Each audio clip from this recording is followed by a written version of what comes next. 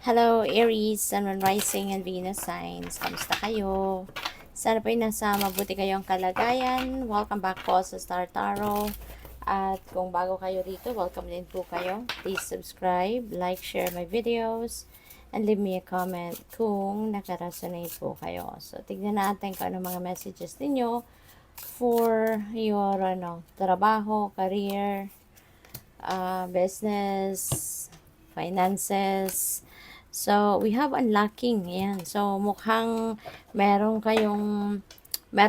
pintong magbubukas para sa inyo, and that this is an opportunity coming in, no? Merong magbubukas na financial opportunity para sa iyo sa ngayon. So, maaari din, ano, na kung ano man ang opportunity na to na magbubukas para sa iyo, this is going to be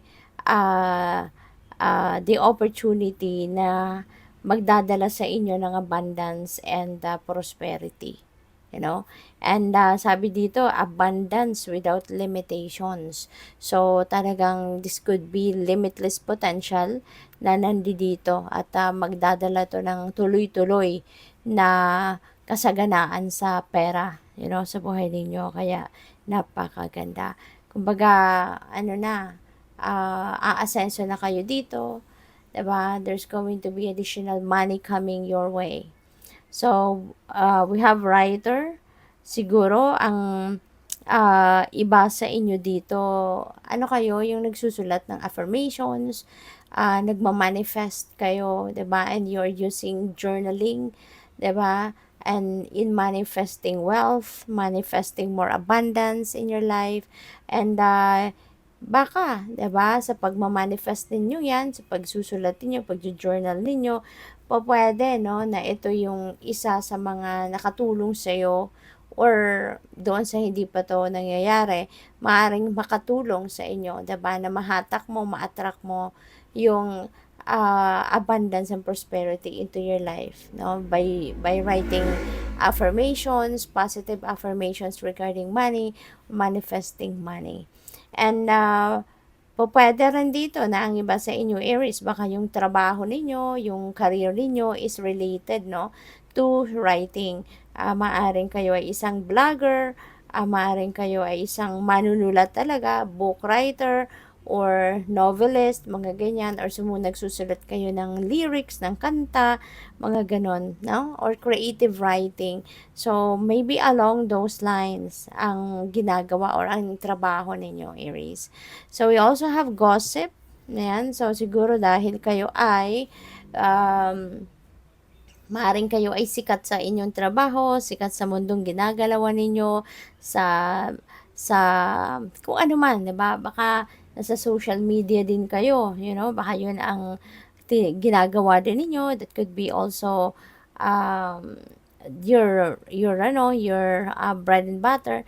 Kaya marami ang nakakakita sa iyo, marami ang nakakapansin sa iyo, and maybe marami ang naiinggit sa iyo, kaya kayo ay subject ng chismis. Kayo yung pinagchichismisan. Kaya nasa sa inyo na lang yan on how you're going to navigate that situation.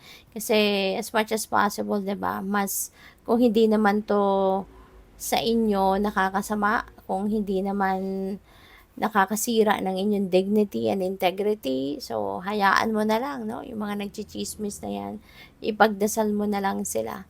Kasi, of course, 'di ba?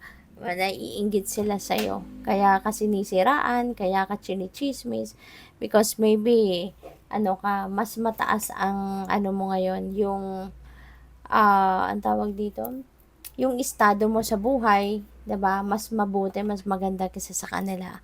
Kaya ka nga nila binabantayan, hindi ba? Kasi kadalasan yung mga nangchichismis, yung mga marites, binabantayan nila yung buhay ng ibang tao, lalo-lalo na kung ayaw nila na mas magiging mataas, no?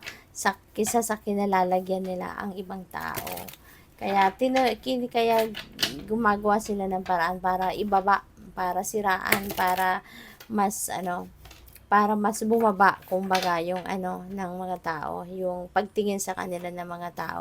But they never know na yung ginagawa nilang pagchichismis, paninira ng iba is going to backfire on them, no? At hindi doon sa kung sino ang sinisiraan nila.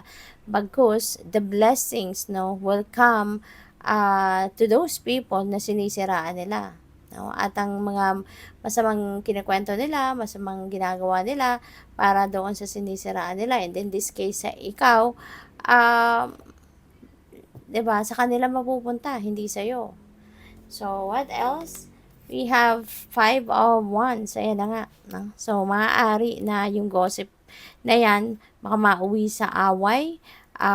Maybe, ang iba sa inyo is going to confront these people. At baka, diba, magkaaway-away kayo.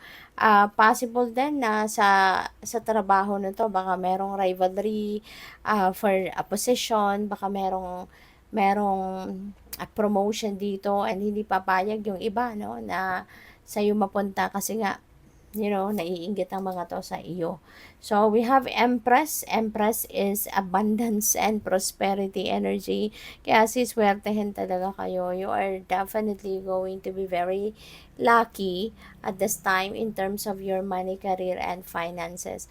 Maraming opportunity ang dadating dito. Magkikreate kayo ngayon ng mas maraming oportunidad din para sa sarili mo. Marami ka kasing mga creative ideas siguro that will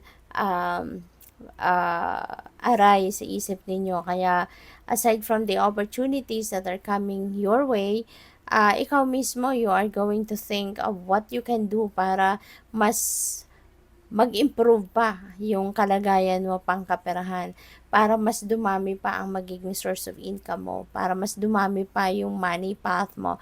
You are going to create more opportunity for yourself to earn more money. Kaya napakaganda nito. So, we also have Knight of Swords. Knight of Swords, this is a fast-moving energy. Kaya most likely, ang iba sa inyo rito, you are going to take action agad-agad whenever there is an opportunity na dadating, a-actionan mo agad ito. Hindi ka na dito magpapatumpik-tumpik pa, because you are really going to take action. You're going to do things in a fast pace kasi ayaw mong ayaw mo nang babagal-bagal, ayaw mong mag-waste, no, ng oras. Kaya kapag merong opportunity, talagang titignan mo agad ito. You're going to take advantage of it right away, yung ganon. And feeling ko dito, no, magmamadali ka din sa pagdidiskarte kung papaano mo ma-achieve, no, yung financial goals ninyo.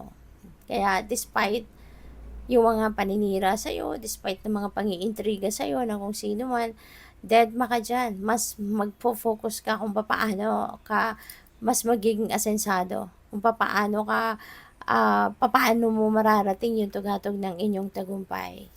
So, we have Knight of Pentacles. This is really beautiful. Marami talaga ang dadating, Aries. So, be on the lookout for that. Kasi marami ang pwedeng baka merong magbabalita sa'yo, merong tatawag sa'yo, yung gano'n, no? Merong oportunidad here and there, no? Para sa'yo. Kaya, pay attention to those. And, yeah, kasi nga, merong offer that is specifically intended for you, na po pwedeng related talaga ito sa inyong galing, sa inyong capabilities, yung mga ganyan. Kaya, maaring kayo ang tinatawagan.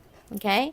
So, tignan natin kung ano pa ang mga mensahe para sa'yo. And by the way, maraming salamat for subscribing. And if you haven't subscribed yet, subscribe na kayo. And also, maraming salamat for not skipping the ads. Malaking bagay po yan sa akin.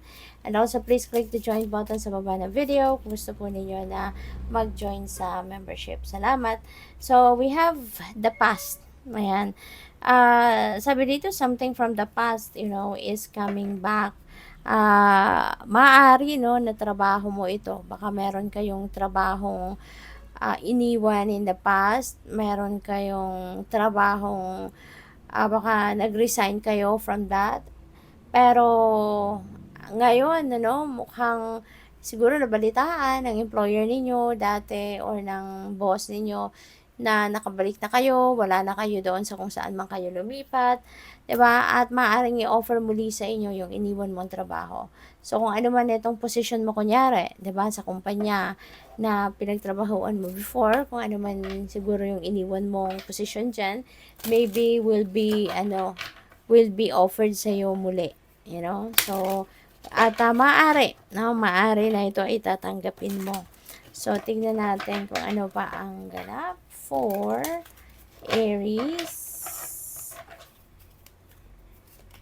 So, we have traveler. Ayan. So, this could be, baka trabaho ito abroad, Baka yung na to, yung offer na to sa'yo, baka sa abroad ito, baka hina-hire kang muli. So, feeling ko, baka, kayo, baka lilipad kayong muli sa kung saang bansa, no? O pwedeng ganon. Or po pwedeng galing kayong abroad. No? At kung ano man yung iniwan ninyong posisyon siguro dito sa Pilipinas, sa dati ninyong pinagtatrabahuan, maaaring yun din ang i-offer sa'yo. Kasi baka nakabalik ka na for good, no? Siguro dito ka na muli, titira. Kaya, maaari, no, na merong mag-o-offer sa'yo na dati mong pinagtrabahuan locally at maaari, no, na yun ang kukunin ninyo. So, good luck sa'yo. Thank you for watching. Love and light. Namaste.